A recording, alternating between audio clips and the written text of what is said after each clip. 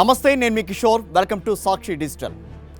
ఆంధ్రప్రదేశ్ రాష్ట్రంలో పెట్టుబడుల ప్రవాహం, వేల కోట్ల రూపాయల ఒప్పందాలు, ఇవన్నీ చూసి జనాలు వావ్ అనుకునే లోపే ఒకే ఒక్క సంచలన అరెస్ట్ రాష్ట్ర రాజకీయాలను, పారిశ్రామిక వర్గాలను కుదిపేస్తోంది.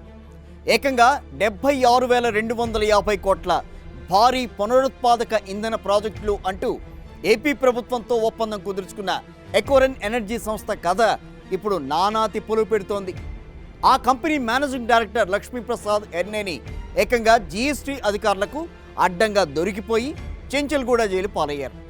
అసలు ఈ గ్రీన్ ఎనర్జీ వెనుక జరుగుతున్న నల్లధన దందా ఏంటి?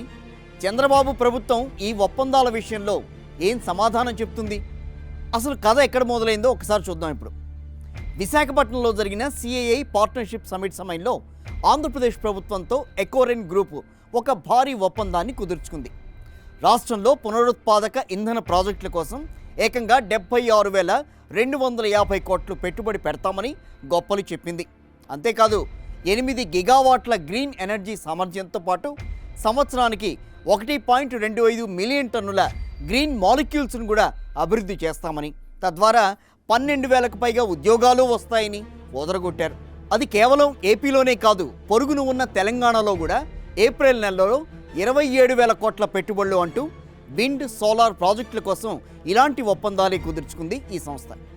మేము గ్రీన్ ఎనర్జీ ఇస్తాం, దేశాన్ని డీకార్బనైజ్ చేస్తాం అంటూ సోషల్ మీడియాలో కలర్ఫుల్గా పోస్టులు పెట్టింది. అయితే ఇదంతా ఒక ఎత్తైతే అసలు క్లైమాక్స్ మాత్రం హైదరాబాద్లో స్టార్ట్ అయింది. గ్రీన్ ఎనర్జీ పేరుతో ఇన్ని వేల కోట్ల ఒప్పందాలు చేసుకున్న ఆ కంపెనీకి అసలు తెల్లారితే ఏమవుతుందో చూడండి. హైదరాబాద్ నగరంలో ఒక భారీ జీఎస్టీ ఎగవేత కేసు వెలుగులోకి వచ్చింది. రెన్యూబుల్ ఎనర్జీ రంగానికి చెందిన ఇదే ఎకోరెన్ ఎనర్జీ సంస్థ మేనేజింగ్ డైరెక్టర్ లక్ష్మీప్రసాద్ ఎర్నేనిని జీఎస్టీ అధికారులు ఉదయం అరెస్టు చేసి షాక్ ఇచ్చారు. నకిలీ ఇన్వాయిస్ను సృష్టించారు. అసలు ఎలాంటి వస్తువులు లేదు, సేవలు సప్లై చేయకుండా సుమారు 64.5 కోట్ల మేర ఇన్పుట్ ట్యాక్స్ క్రెడిట్ క్లెయిమ్ చేశారు అనేది ఇక్కడ అధికారుల ప్రధాన ఆరోపణ. ఇది సిజిఎస్టీకి సంబంధించి షెల్ కంపెనీల నెట్వర్క్ వాడి పలు బ్యాంకు ఖాతాల ద్వారా నిధులు మళ్లించినట్టుగా ఈ దర్యాప్తులో తేలింది. సిజిఎస్టీ చట్టంలోని నాన్ బెయిలబుల్ సెక్షన్ల కింద కేసును నమోదు చేసి నాంపల్లి కోర్టులో హాజరుపరిస్తే జడ్జి ఆగస్టు 7 వరకు జ్యుడిషియల్ కస్టడీ విధించి నేరుగా చెంచల్గూడ జైలుకు పంపేశారు. ఇప్పుడు అసలు సిస్సలైన మంట ఇక్కడే మొదలవుతోంది.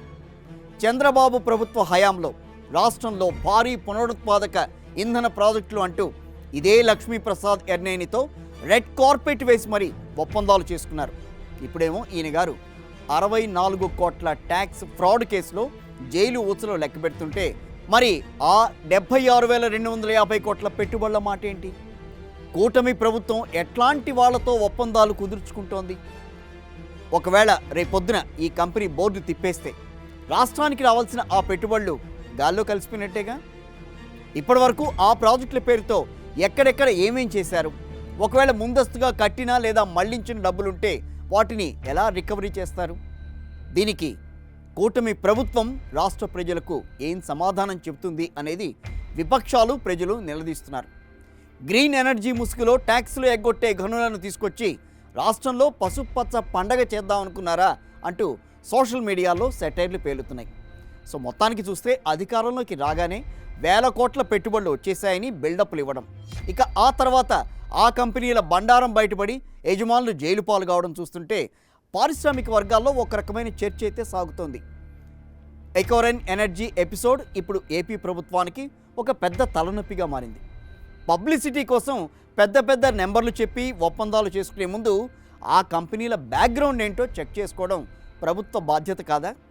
ఏదేమైనా సరే 76,000 కోట్ల గ్రీన్ ప్రాజెక్టు కళ నెరవేరుతుందా లేక ఇక కాగితాలకే పరిమితమవుతుందా అనేది మాత్రం కాలమే నిర్ణయించాలి. ఇది వాటి మన స్పెషల్ స్టోరీ.